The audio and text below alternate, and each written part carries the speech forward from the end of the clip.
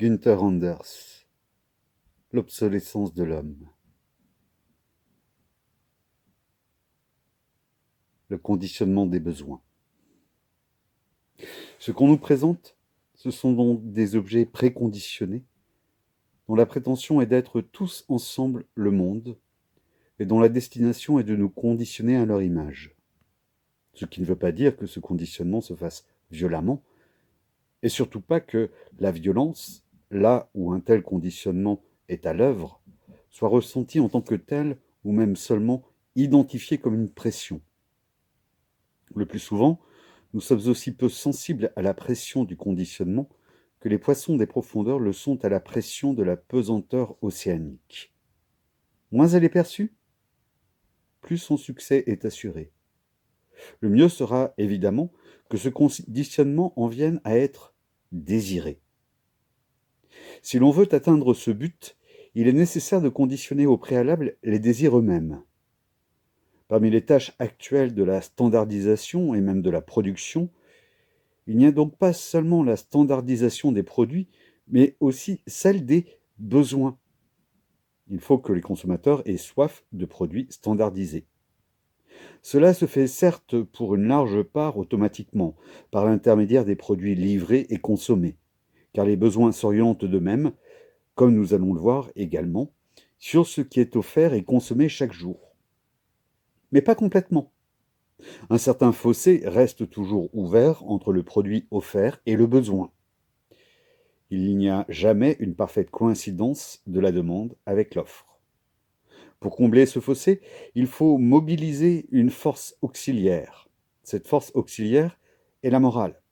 Certes, pour être adéquate en tant que force auxiliaire, celle-ci aussi doit être préconditionnée de telle façon que l'on considère comme immoral, c'est-à-dire comme non conforme, celui qui ne désire pas ce qu'on lui offre.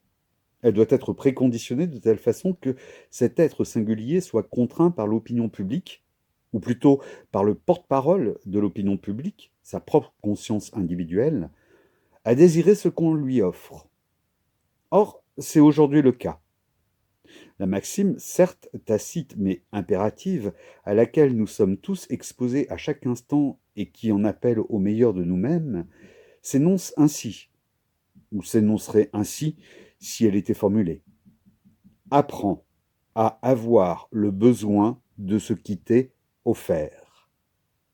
Car les offres de la marchandise sont les commandements d'aujourd'hui.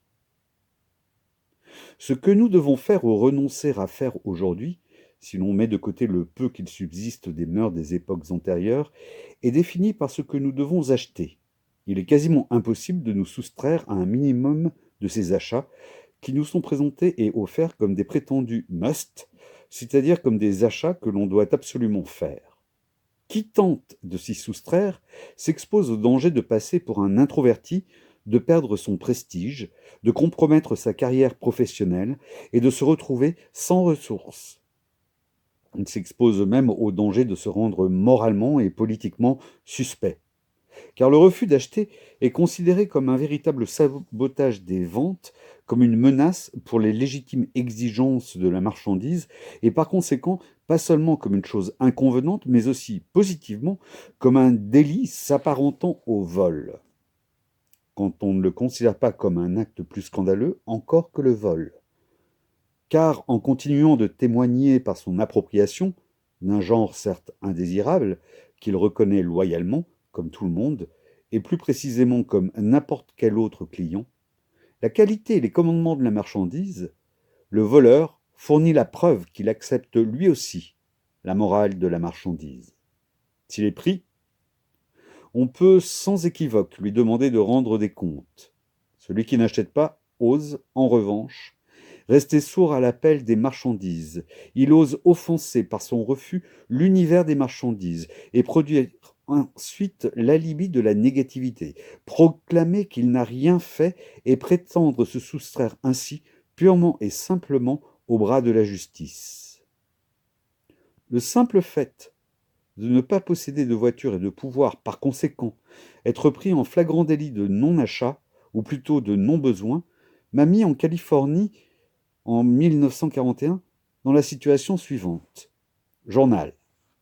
Hier, alors que je marchais le long d'une highway assez loin de la sortie de Los Angeles, un motard de la police fonça sur moi à toute allure et s'arrêta à ma hauteur. « Eh bien, qu'est-ce qui est arrivé à votre voiture ?» me demanda-t-il en m'interpellant. « Ma voiture ?» demandai-je incrédule. « Vous l'avez vendue ?» Je secouai la tête. « Elle est chez le garagiste ?» Je continuai à secouer de la tête.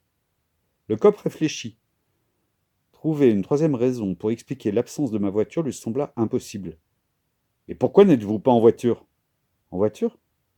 Mais je n'ai pas besoin de voiture. » Cette brève déclaration excéda également sa capacité de compréhension.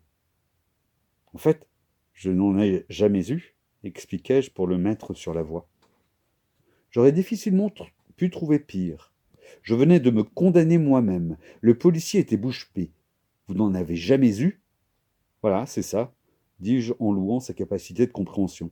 « That's the boy !» Je suis comme ça. Je le saluai, le cœur joyeux et léger, et je m'apprêtais à reprendre ma route. Mais il n'en était pas question. Au contraire.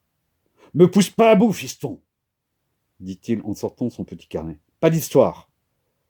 La joie de pouvoir briser l'ennui pétaradant de sa profession en arrêtant un vagrant, un vagabond, lui rendit sur le champ confiance en lui. « Et pourquoi n'en avez-vous jamais possédé ?» Je crus alors deviner ce qu'il ne fallait surtout pas répondre. Au lieu de dire « parce que je n'ai jamais eu les moyens de m'acheter une voiture », je répondis donc en haussant les épaules et de la manière la plus détachée possible « parce que je n'en ai jamais vu la nécessité ».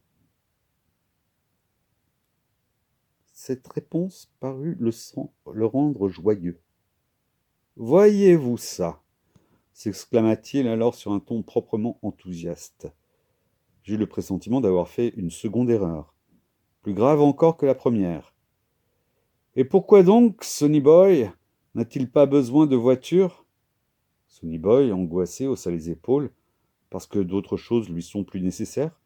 Par exemple, des livres. » « fit le cop, ce qui ne laissait rien présager de bon. Et il répéta, « Des livres. » Il était manifestement sûr de son diagnostic maintenant. « Fais pas l'imbécile, » poursuivit-il. Il voulait dire qu'il avait maintenant deviné que Sonny Boy n'était qu'un intellectuel simulant l'imbécilité, et qu'il ne faisait l'idiot que pour dissimuler son refus de considérer l'offre comme un commandement. « On connaît les gars dans ton genre, » reprit-il en me donnant une bourrade amicale sur la poitrine. Ensuite, balayant d'un geste l'horizon désert, il me demanda « Et dans quelle direction voulez-vous aller exactement ?» C'était la question que je craignais le plus. La route menait certes à St. Hall, à 40 miles, mais d'ici là, il n'y avait nulle part où aller. En outre, si j'avais essayé de lui expliquer que ma promenade n'avait pas de but, je me serais définitivement dénoncé comme vagrant. Le ciel sait où je serais aujourd'hui si, véritable Deus ex machina, elle n'était arrivée à toute vitesse à cet instant précis, au volant d'une imposante conduite intérieure à 6 places, ne s'était arrêtée net et ne m'avait invité d'un « Hello !» à monter dans sa voiture, ce qui non seulement déconcerta le cop, mais porta aussi un sérieux coup à sa philosophie. « Don't do it again !»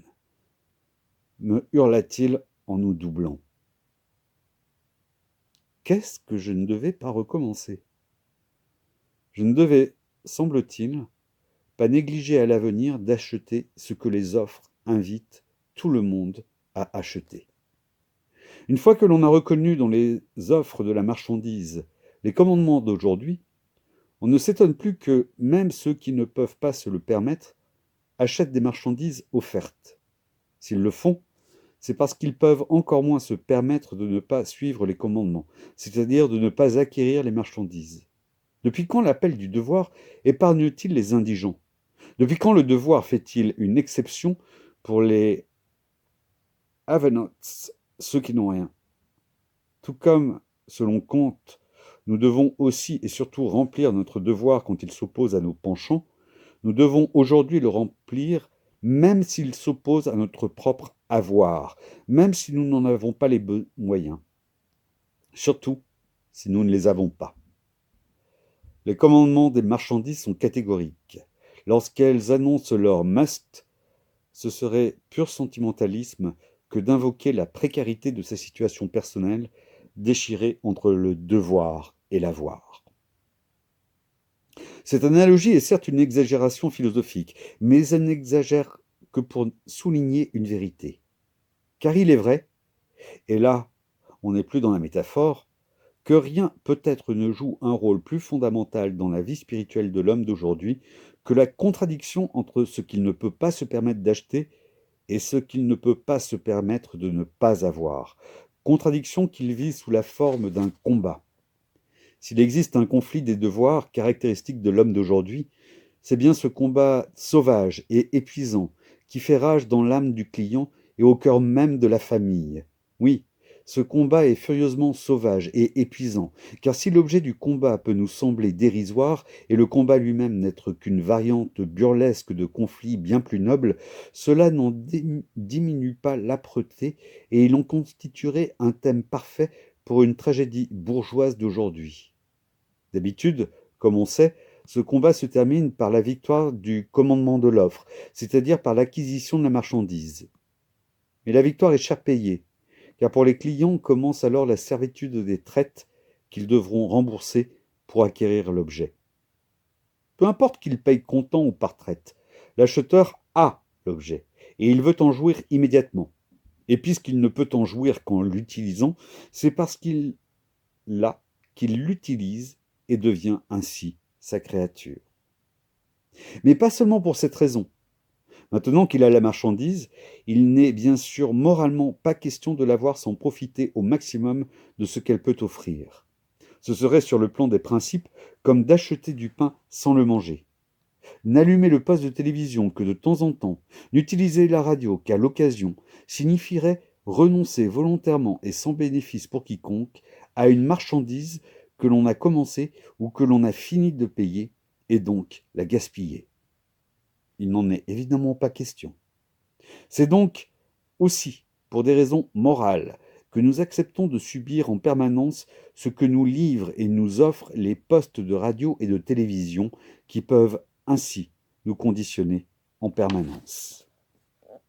Mais ce n'est pas tout, car ce qu'on a, on ne se contente pas de l'utiliser, on en a aussi besoin. Quand on s'est habitué à quelque chose, on ne peut plus s'en passer. On ne finit pas par avoir ce dont on a besoin, on finit par avoir besoin de ce qu'on a. L'état créé par l'acquisition de la chose s'impose psychologiquement comme l'état normal. Ce qui signifie que si cette chose possédée vient à manquer, ce manque n'est pas ressenti comme une simple lacune, mais comme une véritable faim. Aujourd'hui, il nous manque toujours quelque chose, car toutes les marchandises, même si elles ne sont pas des biens de consommation au sens strict comme le pain ou le beurre, sont par la grâce et grâce au calcul de la production des biens qui s'usent à l'usage, des biens dont l'utilisateur lui-même contribue à créer le manque. S'il avait un objet et l'a usé en l'utilisant, il en a à nouveau besoin. Le besoin talonne la consommation. Dans un certain sens, l'accoutumance est le modèle du besoin actuel. Ce qui veut dire que les besoins doivent leur existence et leur mode d'être à l'existence concrète des marchandises déterminées. Les plus raffinées parmi ces marchandises sont celles qui engendrent par leur qualité même une reproduction du besoin.